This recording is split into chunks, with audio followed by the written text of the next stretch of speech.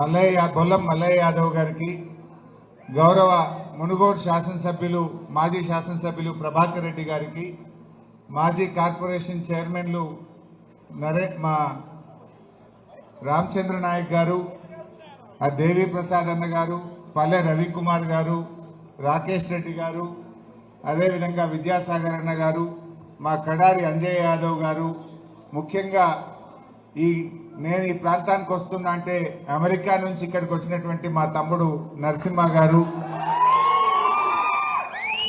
మా గుర్రంపోట్ మండల బీఆర్ఎస్ కార్యకర్తలకు, బీఆర్ఎస్ కుటుంబ సభ్యులకు, మొన్న అద్భుతమైన విజయాన్ని సాధించిన సర్పంచ్లకు, వేదిక మీద ఉన్న పెద్దలకు, మా మీడియా మిత్రులకు అందరికీ పేరు పేరున నమస్కారం తెలియజేస్తా ఉన్నా. నిన్న జగిత్యాల పోయినాం, ఇవాళ నాగార్జున సాగర్కి వచ్చినాం. ఎక్కడ పోయినా ఎవరిని కదిలించినా ఒకటే మాట, రేవంత్ రెడ్డి పోవాలి, కేసీఆర్ రావాలి. 4 కోట్ల తెలంగాణ ప్రజల నోట వస్తున్నది ఒకటే మాట, రేవంత్ పోవాలి, కేసీఆర్ రావాలి. ఎందుకంటే ఒకటి అర్థమైపోయింది ప్రజలకు, ఎన్నికల ముందు రేవంత్ రెడ్డి ఏదో పెద్ద మొనగాడు అనుకున్నారు. ఆయన మాటలు నమ్మి మొనగాడు అనుకున్నాడు. కానీ 2.5 ఏళ్లలో రాష్ట్ర ప్రజలకు అర్థమైంది, వీడు మొనగాడు కాదు, పెద్ద మోసగాడు అని. వీడు పెద్ద మోసగాడు అనే ప్రజలు స్పష్టంగా అర్థమైపోయింది. రాంగ ఇప్పుడు తానదేవరపల్లి కాడ చెయ్యడ్డం పెడితే వడ్ల బీటికి పోయినా. వడ్ల బీటికి పోతే ఒక పెద్ద మనిషి, ఏం పేరు ఉండనే, దశరథ్ రెడ్డి లోపల పోయి, దశరథ్ రెడ్డి చేయడం పెడితే లోపల పోయింది. ఏం సంగతి పటేలా, ఏం పేరు అంటే దశరథ్ రెడ్డి అన్నాడు.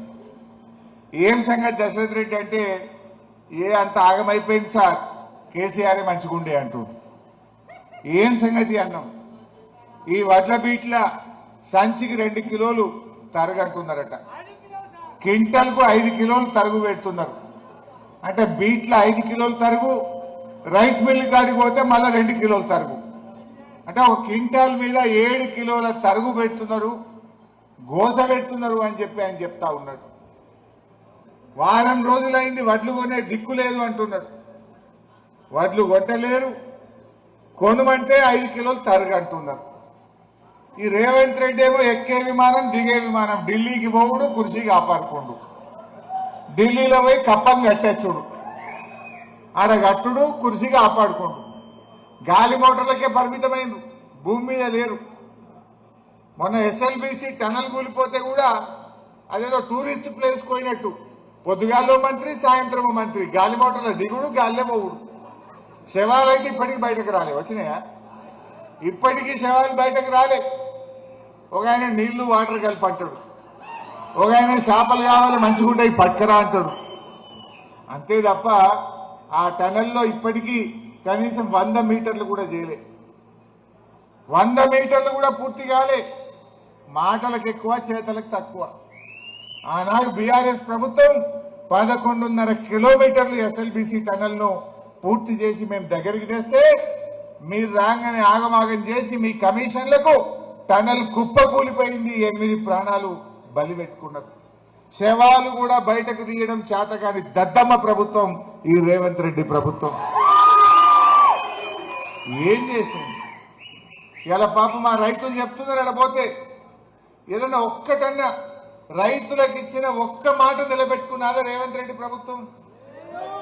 వరంగల్లో రైతు డిక్లరేషన్ అని రాహుల్ గాంధీని పట్టుకొచ్చి చెప్పిండ్రు. మేము రాగానే ఎకరానికి 15,000 రైతు బంధు ఇస్తామన్నారు, పంటల బీమా ఇస్తామన్నారు, అన్ని పంటలకు బోనస్ అన్నారు. ఒక్కటన్నా అయినాదే?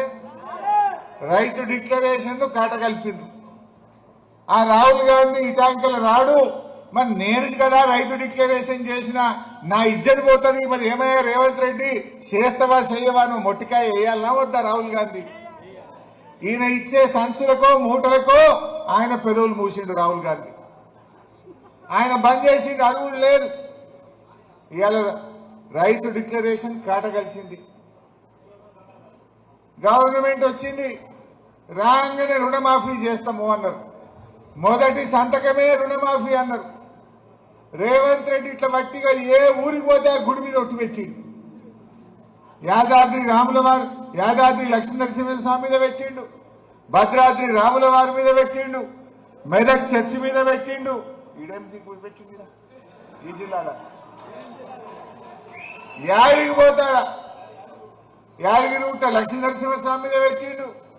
ఏ ఊరికి పోతే ఆ ఊర్లో దేవుడు కనబట్టి ఇక పాపం ఒట్టు పెట్టుడే. ఇక ఏం చెప్పిండు పార్లమెంట్ ఎన్నికల్లో?